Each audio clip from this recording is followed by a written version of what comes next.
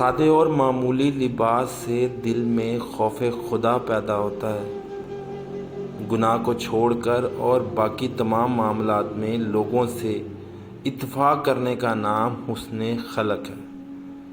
عقل مند کی زبان اس کے دل میں ہوتی ہے، بے وقوف کا دل زبان پر ہوتا ہے، یعنی اس کے دل کی بات جلدی سے زبان پر آ جاتی ہے۔ سچائی میں اگرچہ خوف و خطر ہو لیکن وہ باعث نجات ہے۔ جھوٹ میں گو بظاہر عافیت نظر آئے لیکن وہ موجب ہلاکت ہے۔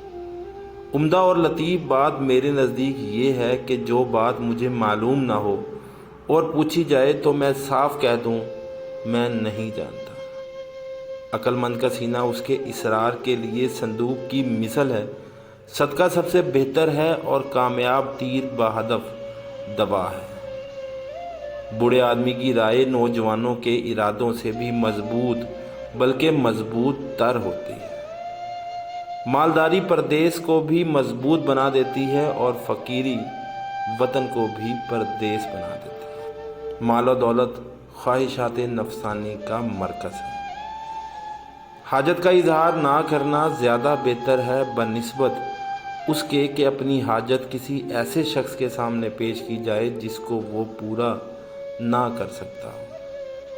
دنیا والے اس طرح پھنس رہے ہیں جیسے ایک قافلہ ہو اور اس کے تمام سوار روانگی میں سو رہے ہیں۔ جب عقل کامل ہو جاتی ہے تو کم سخنی کا پیدا ہو جانا لازمی امر ہے۔ پرہیزگار آدمی کی نماز ایک شاندار قربانی ہے۔ ہر شے کی ایک زکوٰۃ ہوتی ہے، چنانچہ انسان کے بدن کی زکوٰۃ روزہ ہے، اور عورت کا سب سے بڑا جہاد یہ ہے کہ وہ اپنے شوہر کو خوش رکھے۔ حسد کا فنا ہو جانا انسان کی صحت کا پیش خیمہ ہے۔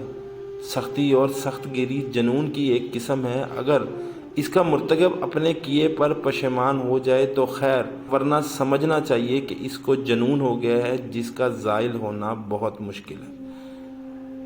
انسان کی بزرگی تھوڑا بولنے اور اس کی فضیلت کثرت تحمل سے ظاہر ہوتی ہے۔